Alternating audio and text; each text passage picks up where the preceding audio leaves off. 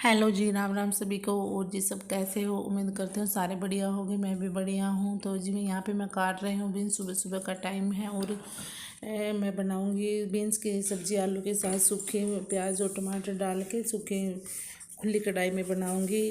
खुली कढ़ाई में सब्ज़ी बहुत टेस्टी बनती है। अगर ज़्यादातर हो सके तो मैं लोहे की कढ़ाई में बनाती हूँ सब्ज़ी, कम हो तो, क्योंकि मेरी लोहे की कढ़ाई थोड़ी छोटी है और ये स्टील वाली सिल्वर वाली थोड़ी बड़ी है। तो जिस व्लॉग में मैं आधी क्लिप डालूंगी शुक्रवार की और आधी डालूंगी शनिवार की, क्योंकि मैंने करवा चौथ वाला मेरा व्लॉग आधा पार्ट 2 लेट हो गया था थोड़ा, इसलिए मैंने 2 दिन का मिक्स करके इस व्लॉग को पूरा कर दूंगी मैं।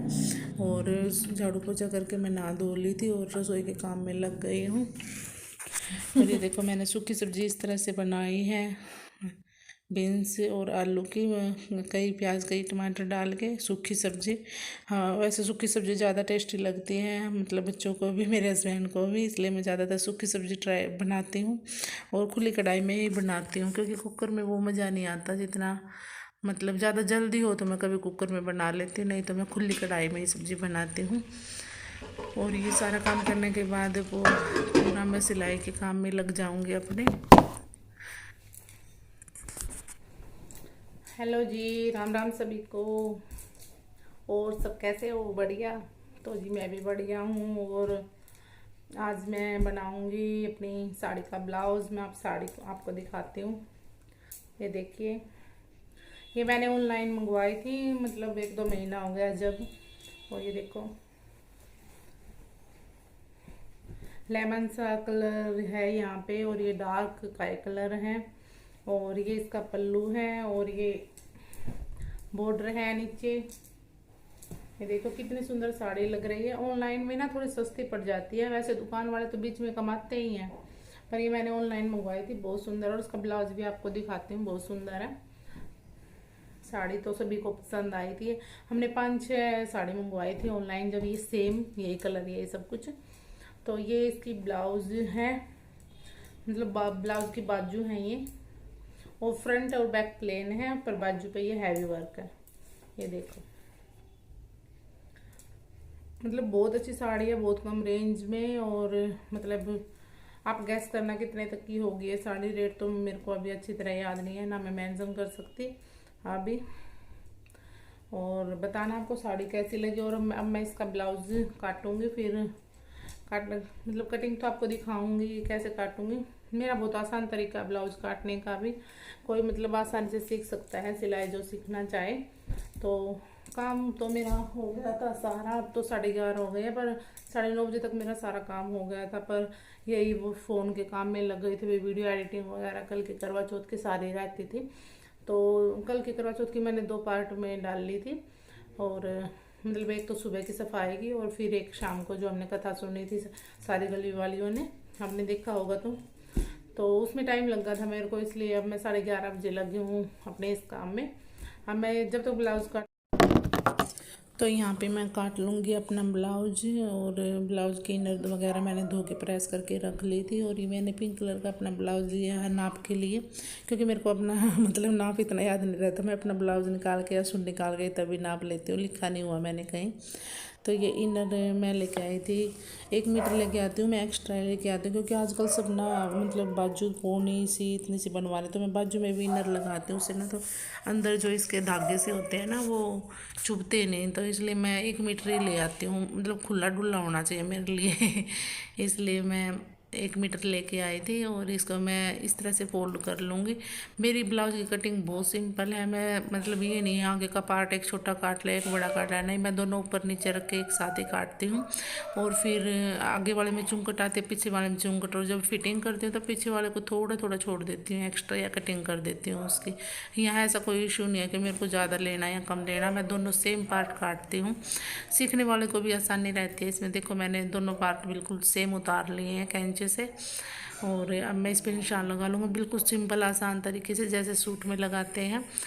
ऐसा कोई नहीं है भाई ब्लाउज के ये मतलब ये एक्स्ट्रा लेना वो एक्स्ट्रा लेना, मैं ऐसा कुछ नहीं करती।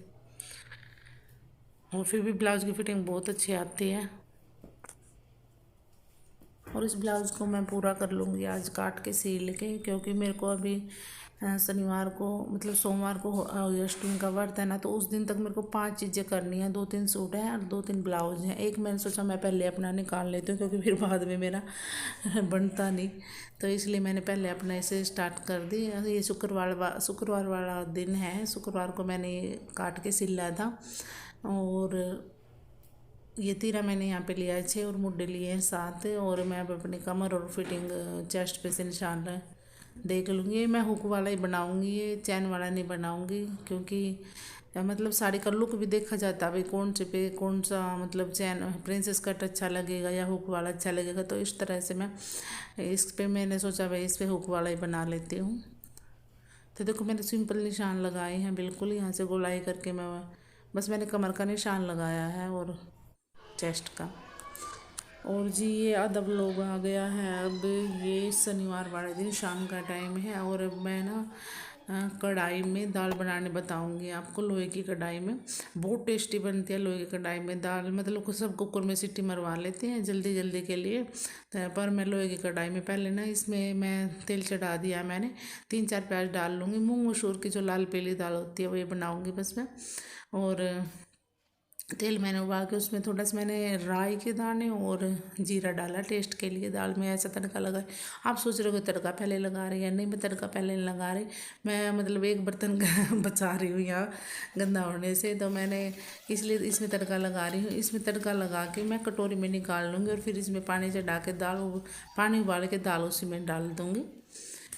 तो ये मेरे प्याज भूनेंगे तब तक मैं एक टमाटर काट लेती हूँ। ये बच्चे पीछे खेल रहे हैं यश और लवी।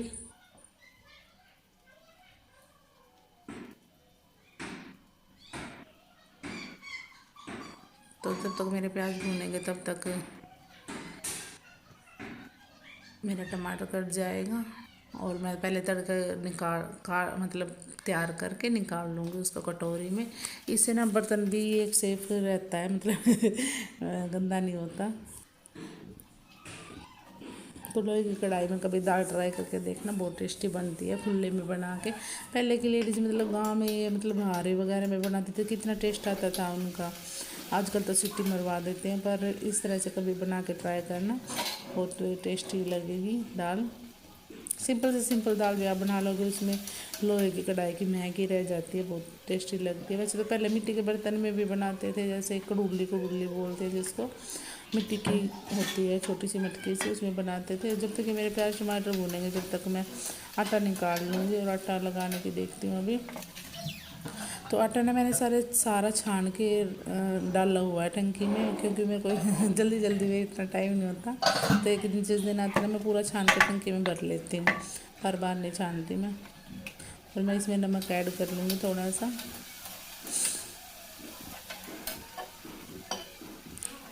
अभी भुने नहीं है मेरे प्याज, क्योंकि मैं नमक पहले नहीं डालूँगी, फिर दाल उबलने के लिए भी नमक चाहिए, इसलिए देर लग रही है प्याज टमाटर भूनने में। अगर प्याज टमाटर भून रहे हैं उसमें नमक डाल देना तो जल्दी भून जाते हैं वो, मतलब जल्दी पिघल से जाते हैं।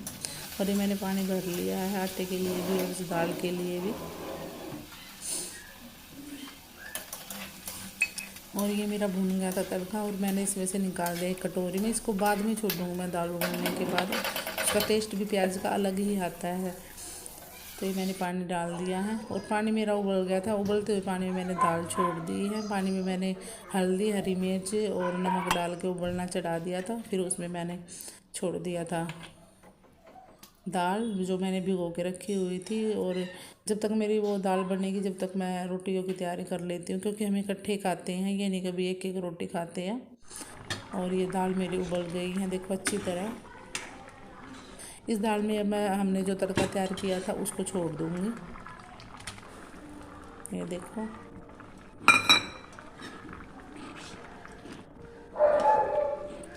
इसको अब थोड़ी सी देर के लिए 2 मिनट के लिए और उबाल लगाऊंगी बस। और कितनी टेस्टी दाल, इसमें थोड़ा हरा धनिया और थोड़ा जो मैंने मसाला तैयार कर रखा है वो उसको डाल दूँगी। तो जी आज मैं एक नई रेसिपी और आपको बताऊंगी। तवा मेरा गर्म था, मैंने रोटी बनाई तो मैंने सोचा मैं शकरकंदी लेके आई हुई थी तो शकरकंदी भून लूँ। शकरकंदी को मैंने अच्छी तरह धो के तवे पे चढ़ा दिया है। और मैंने इस तवे पे ना कोई चिकनाई लगाई है, ना कोई गत्ता बिछाया है, कुछ नहीं लगाया है। बस ऐसे ही मैंने 4 शकरकंदी धो के तवे के ऊपर रख दिया। और अब मैं इस पे ना एक बड़ा सा बर्तन, कोई भी कटोरा वगैरह जो हो आपके पास, उसको मतलब इसके ऊपर उल्टा करके ढक दीजिए ऐसे। तो 10-15 मिनट के बाद देखना आपके शकरकंदी बिल्कुल तैयार हो जाएंगी। कुकर में तो थोड़ा पनियल पनियल सा टेस्ट आता है ना, मतलब इतनी मीठी नहीं लगती, तवे पे भुनी हुई बहुत मीठी लगती है, इनका टेस्ट ही अलग आता है। तो ये 10-15 मिनट के बाद मैं थोड़ा सा चाकू से इसको हटाऊँगी और फिर इसे हल्का सा चाकू लगा के देख लेती हूँ शकरकंदी भुनी है नहीं भुनी। तो ये देखो मैं चाकू से इस कटोरे को हटा लूँगी और हल्की सी एक शकरकंदी में लगा के देखूँगी। हाँ, शकरकंदी मेरी भुन गई है। मैंने बिल्कुल स्लो गैस पे रखा था हल्का, मतलब पहले थोड़ा तेज़ कर दिया था और फिर बाद में जब मैंने शकरकंदी डाली तो उसको थोड़ा देखो चक्कू कैसे जा रहा है इसके अंदर, बहुत टेस्टी लगती है, कभी ट्राई करके देख।